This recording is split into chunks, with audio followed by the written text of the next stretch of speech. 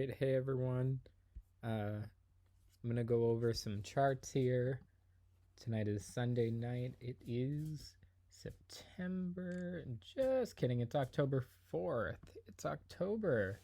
Sunday, October 4th. I'm gonna go over some charts on good old TD Ameritrade Thinkorswim. First, let's look at the NASDAQ. We'll go to the 4-hour chart.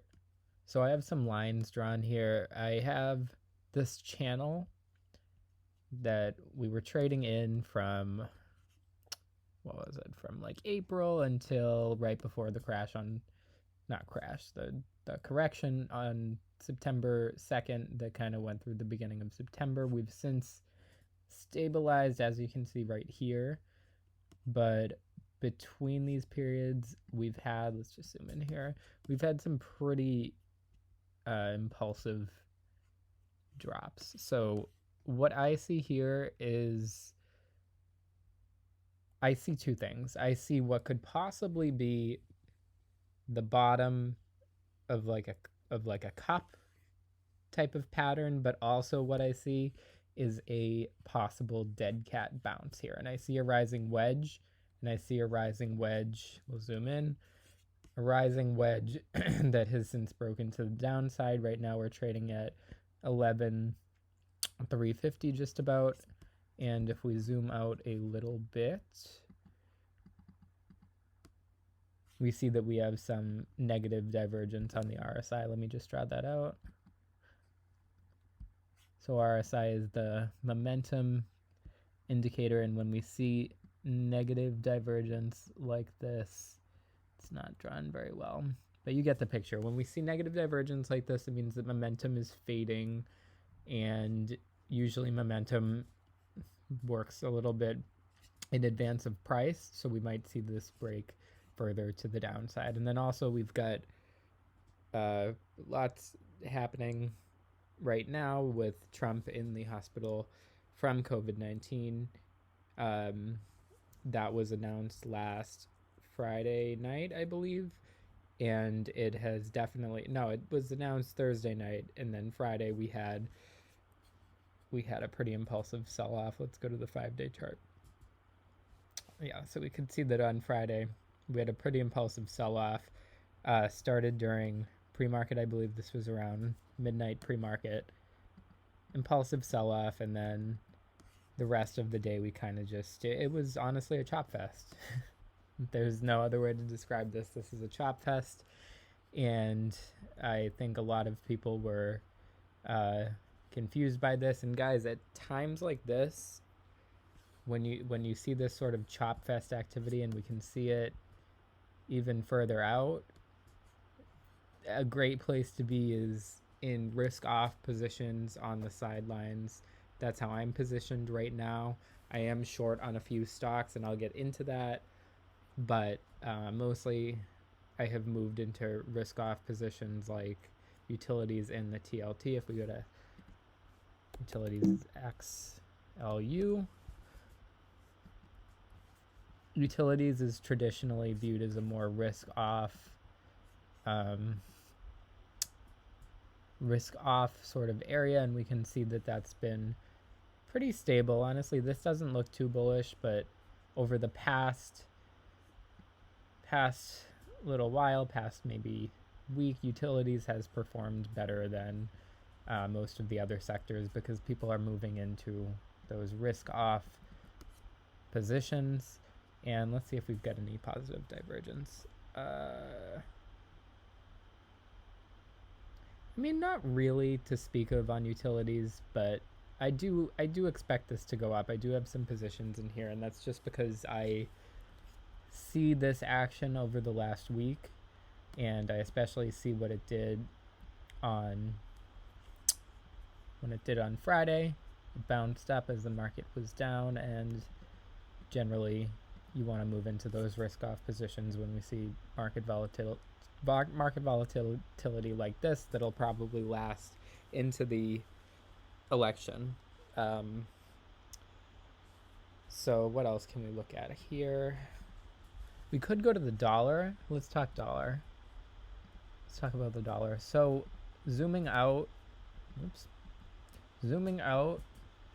go to the 4-hour chart, we see that during the pandemic, the dollar broke to the downside initially, and then its high was around 102. It was bought pretty impulsively here, and since then it's faded. So the dollar is definitely bearish right now, or it was bearish until pretty recently, and that's what I have marked out here. Right here, this major horizontal trend line I have marked out at 94. I think that's an area of supply, that's an area of resistance right now, and a lot of people are really looking at that 94 and seeing if the dollar can hold above that. And if the dollar can hold above 94, I expect it to go up. And this will put pressure on the equity market. We've seen that over the past week with the dollar breaking this resistance. It actually was trading within a channel. A lot of people, so I've seen people treat this price action differently. That started in July, late July, early August. People have been drawing this as a channel, which I had it marked out initially like a channel as well. But if you look, it kind of does look like a possible cup and handle, and we'll see how that moves next week. But this does look like a nice rounded bottom right here. Or the other view that I've seen some traders discuss this price action as it was trading within a channel, and then it broke out to the upside, kind of played right near that top line of the channel, and then it broke to the upside, and it broke above 94. It held 94 for a little while, and then it broke to the downside, and right now it's just retesting that as resistance. And it can probably, if I were to guess, and of course guys, none of this is trading advice, I give you these recommendations just to show you how I'm playing the market and where I'm positioned, so you can get someone else's perspective. None of it is any sort of trading advice, and I'm not telling you to position yourself just because of something you hear that I say. But what I think will happen is I think that this will break above 94, and then we'll have to see if it tests it as support, and if it can jump off that support, then I think we're golden up to 95, and that will definitely put some additional pressure on the equity markets. Let's look at TLT. TLT is the 20-year bond ETF. Oops. Self-proclaimed king of the bond markets. Can look at the long term for TLT. This is the 4-hour chart, and what we're seeing is some sideways action here. So actually, let's zoom in further. We could see that when we had that short whatever you want to call it, like a dead cat bounce or whatever it'll end up being, that short rally last week, we saw TLT move down, which is what we expect, because TLT usually moves inverse to equities, and this behavior is pretty much expected. Now, we haven't seen it really. I think actually we had a pretty green day for TLT. When was it? Thursday. So TLT was green on Thursday. I feel like we still haven't seen that mega jump toward bonds, and that I expect will happen pretty soon. I do have some positioning in TLT that I opened last week on Friday, and that's actually a really good segue into the VIX. So let's take a look at volatility here. We see, if we zoom out, we see the March lows, the VIX got to 135. So the VIX went crazy here as expected. Since then, it's been trading at historically high levels. See, this is a bit higher than it was. 2017, 2018, it actually was a lot higher than it is now. But it's historically a bit elevated, and we see right here that it jumped up in early September when it got to 32.18, right around there, and then faded. And then right now we see consolidation, and over the past few days we've seen it breaking to the upside. And we had this gap here Thursday going into Friday, and this was because of the president's diagnosis and hospitalization. So the VIX is going up in the short term. I am bullish on the VIX. I think that the VIX hasn't really caught up with the amount of volatility that we've seen in equities lately, and that volatility will continue into the election. I view that as an almost certainty at this point. I think that almost every day we get new announcements related to the election. The betting odds change and people position themselves differently, so that results in market volatility when people aren't sure who the next leader will be.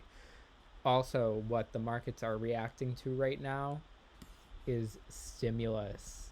Stimulus has been the word of the month with the markets, and we can see the SPY. I feel like every time something is announced with stimulus, like we're getting it, we're not getting it, the SPY will just totally melt down when we get any of these negative announcements related to stimulus. So we can see traders have to pay attention to what sorts of things the market reacts to, because there's some things that it just won't react to very much. Like we saw that with the debate. Like the debate was expected to be a huge market turning event, and it really wasn't. That's the debate last Sunday. Was it? I think it was Sunday. Last weekend sometime. And we didn't really see all too much reaction from the debate, which personally I was surprised, because I said that would move the markets going into the beginning of last week. But we see that the market does react to these stimulus announcements, and so I'm interested to see what will happen next week, if that momentum will fade that occurs when we get a stimulus announcement. I'm sure there will be more. I'm sure Pelosi will be further away with the Republicans or closer, and that will result in jumps. And you can play that volatility. I'm not really a day trader. I'm more of a 5 trades a week type of person. But if you're a day trader, you can take advantage of that volatility, and if you're early, you could establish some short positions that can be very advantageous to you if you're the first one to catch that news. So I see the market continuing to react to stimulus over the next week, but I'm going to keep an eye on whether that reaction is fading and becoming less potent over time. So a couple plays I have. I guess we'll just start with this one. This is Philip Morris. So I saw a few people making this play, and I think it's a good one. I definitely think this is a buying opportunity. This is the 4-hour chart. We can see that it had a March low. Since then, didn't really recover to its previous highs, and has kind of been trading sideways, kind of choppy. And in early September, we saw a downwards channel form. So what I see here is I see this trend line that it tested a couple times. It actually tested it 1, 2, 3 times as resistance, and each time it failed. And then last Monday, it broke above it. Retested it as support, broke above, retested it as support again, didn't get quite there, and nonetheless still broke up. So I'm trading this right now. My first price target is right around here. I see this as a zone of support. We have it hit a couple times here. There have been buyers and sellers at this level, so this is kind of just something I'm keeping an eye on. So I will take some profits at about, what is that, 77.61. And from there, we'll see how this chart looks. One thing I'm short on is, of course, Tesla. I think this thing is super overvalued. Since the beginning of September, when the market started to go down, Tesla has been trading kind of sideways. You could call this, I guess you can call this the start of a consolidation phase, maybe a symmetrical triangle. If we draw a trend line there, it's a symmetrical triangle starting to form. It's not the cleanest, but you can see right here it does sort of form a consolidation pattern. So I expect this to break at some point in the near future, and I do expect it to break to the downside. So I am short on Tesla. And I mean, I hate to even talk about this more, but this move, you guys, this is a parabolic move. This is totally parabolic. This wasn't, it was part of the tech rally, and this certainly outperformed its other peers in tech. And since then, it's just been, again, a chop fest, as the rest of the market has been in September. But this is like the spy with a rocket attached. And as I said, I do expect it to break to the downside. So I think it'll test this resistance. My first price target is around 380, which I think we can probably reach within the next week. I don't know how long it'll take to get there, but that's how I'm positioned right now. And from there, we'll see. If it breaks to the downside, then I will be taking more profit along the way. And that is about it, you guys. So thanks so much for watching. Hit the subscribe button, hit the notification bell. You can follow me on Instagram at @TheRealJordanMcCarthy. And as I said before, none of this should be construed as trading advice. I am just telling you how I'm positioning myself and how I'm seeing the market, so that you could get another perspective and another picture of what's going on around you. So thanks so much, guys. Hit that subscribe button.